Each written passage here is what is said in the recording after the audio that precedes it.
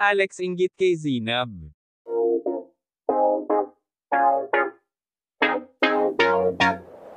Trending ang ibinahagi ni Alex Gonzaga na clip sa kanyang Instagram story.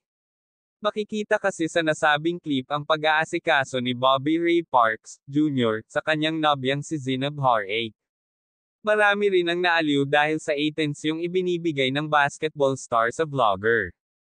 Keber din ang Cager na maakusahang nagpapa-under kay Zinab sa ginagawa nitong pagbublower ng buhok ng huli.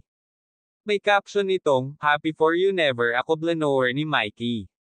Ni-racer naman ito ni Zinab sa kanyang Instagram at nag-react siya na, "Oh, I miss you. Mas kinilig ako sa iyo, Tay, thank you." Ang lakas naman ng aliw factor ng post na iyon ni Alex. Hirit naman ng Kibitzers, inggit daw ito sa papda ng Cager sa YouTuber turned actress. May mga humirit pa na ang swerte raw ni Zinab for having a kind and understanding boyfriend.